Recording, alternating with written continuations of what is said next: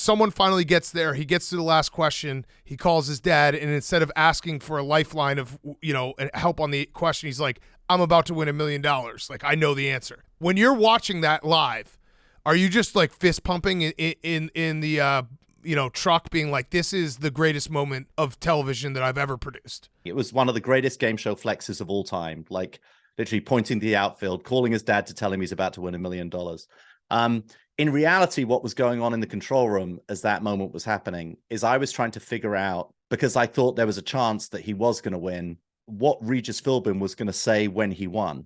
Regis didn't wear an earpiece. He didn't take any cues from cue cards. He had a messaging system in front of him on the computer that I could send him a message that he would occasionally read. And I knew that this moment when John Carpenter won $1 million would be shown all around the world, because nobody had reached the question 15, the level 15 on the show. And it had exploded in like 15 countries by that point.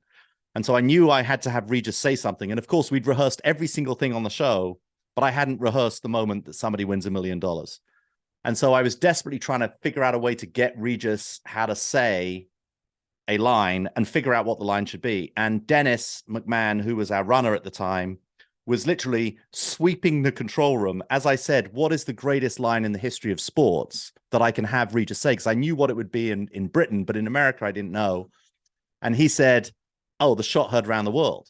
And I said, I thought that was the beginning of World War I or the Civil War. He goes, no, it was a revolution joke. Yeah. He was making a joke about it. Yeah, no, it's the England. pirates. Yeah. So I said, shot heard around the world. So I literally wrote to the computer, the final answer heard all around the world. Ooh. I wrote it in caps and flashed it at Regis and had my producer, Vinny Rubino, hold it in the side and try and send it to Regis. So I was just waiting to figure out if Regis would say that line. And amazingly, he never looked at the screen. When, if you watch the tape on YouTube, you see Regis leaning back going, wow. And then suddenly a flashing screen, you can actually see it almost reflected in his eyes.